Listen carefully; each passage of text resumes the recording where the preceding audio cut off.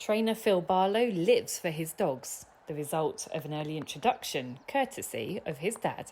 I was pretty young at the time, I think going flapping with my dad, getting his first dog and just watching my dad how he does things, how meticulous he is and feeding and treating of dogs and being around dogs and then going flapping, like I say, walking dogs on for people when I were probably 10-year-old and getting a couple of quid for walking dogs on and coming home with probably 30, 40 quid maybe some nights because they'd give me winnings when they'd won and then that just turned into me and my dad getting 4 or 5 flapping and we'd maybe have one wheel lane down at Sheffield and like I said, just taking it, going from strength to strength and getting the odd dog now and again and just learning from my dad and then like watching other people and like I say, I learnt a lot off Stuart Mason when Stuart was training and just how they feed and how they treat dogs and the diets. It's massive the diet and keeping dogs right and exercising them. I mean we go out every day, we walk them 2-3 miles every day. Every single dog in kennel, they get 2-3 mile in the morning and an happy dog will run well for you. So, but how we started off, we were flapping and that turned out to we'd end up like with 3 or 4 dogs, 5 or 6 dogs, and we ended up getting a dog called Jim, and he won 14 out of 15 opens on flaps for us, and we're a nice dog, and like I said, went from there. It sounds like it's almost been an obsession for you. You have really made it your life, haven't you? Yeah, it is my life. I mean, as you can see, everything evolves around dogs. And it does. Once you start getting dogs, if you have 3 or 4 dogs, 1 dog, 2 dogs or whatever, 33 dogs like we've got here, it's a 24/7 job and they need you every minute of the day, regardless, whatever you've got on. If you want to go to pub or if you want to go out with lads or whatever, there's still to come back and there's still to be looked after. If it's a Sunday night or a Monday morning, it's a full-time job. You've built a nice facility here for yourself to train greyhounds and started it from scratch, but there's a few things here that are really key. For example, the field, and you've got a facility to breed pups as well. Yeah. We started off and I built my house 8 years ago, and we had a little shed in as puppy paddock, and I used it as a puppy paddock, this little area here. And me and Gary bought a dog probably 8 years ago, killed Alan Tweed, which is now on Gary's sofa. And we decided we'd get a couple more open race dogs, and I know 2 or 3 open race dogs turned into 5 or 6 open race dogs and a couple of graders, and we applied to Sheffield and it all went from there. We've just kept adding on, and my dad come on board, and it's just gone from there. And we've got a good carry on, and it's a team. It's a team and every trainer will tell you the same. It's a team, and it's not all just one individual. It's all you combine because you can't do it all by yourself. You mentioned a few things that are important to you, like exercise and food. So what do you feed, and what sort of exercise regime do your dogs get?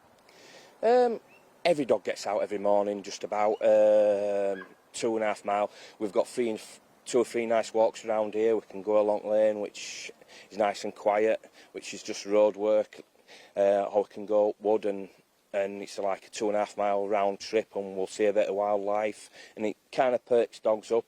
And then if we think something needs a little bit more extra work, they'll go in field, and we try and get everything in field every day, and they'll go out in the pairs, but they'll just have a little bit of a sniff around, and it's just nice for them to get out in field and just have that bit of a change in environment, and just have a cut the leg or do whatever they need to do, and that's their exercise. And on a morning they'll have the breakfast, they'll have probably Weetabix, cornflakes. We try and mix it up every morning with honey, egg, milk, odd vitamins. That's as breakfast, and then on tea time they'll get beef, veg, pearl barley, tomatoes, everything, meat, beef. I mean, today something different. We try and change it up once a week. They'll either have fish or they'll have chicken, pasta, rice, just something different. Just try and change it up, and just so dogs don't get bored. And there are a couple of things I've noticed here that are different to a lot of kennels I go to. Firstly, you can paddock a lot of dogs together and there's no ag amongst your dogs. It really tells me that they're very content. Yeah, look, I mean, I won't go out and leave them. They get on together, they can see each other, as you've probably seen me kennels, that they can all see each other. They get on great. There's the odd time, look, dogs fall out, and it's very, very rare, but they all go out together. The main block, there's 8 of them in there, they all go out together, no muzzles, they're fine, they get on like an house on fire. The kennel of 4, they all go out together, no kennel of 4, they all go out together.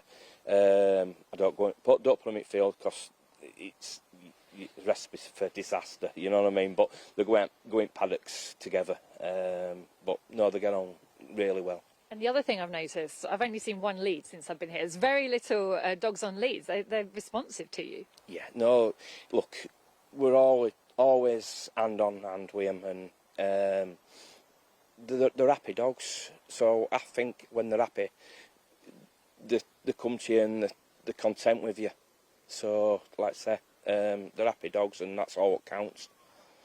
You and I are a very, very similar age, so I'm going to be a bit cheeky here and say that in the world of greyhound racing, I think we're still quite young. So what are your ambitions as a young greyhound trainer? Obviously, that Category 1.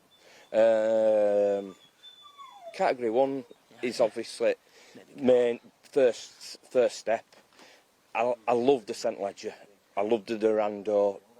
You stay in competitions, and my goal, obviously Derby. One of my main goals, which isn't overly big, I'd like to have a runner on Irish Derby final night, or a runner over in Ireland at some point. I don't know how hard, or I mean, that might come maybe with tests, maybe if we can get over there for Night of Stars, if they do a staying race or something like that. That'd be a massive goal for me. So yeah, your staying races are massive to me. So not so much your sprints or your 4 benders, but you definitely stayers or your marathons.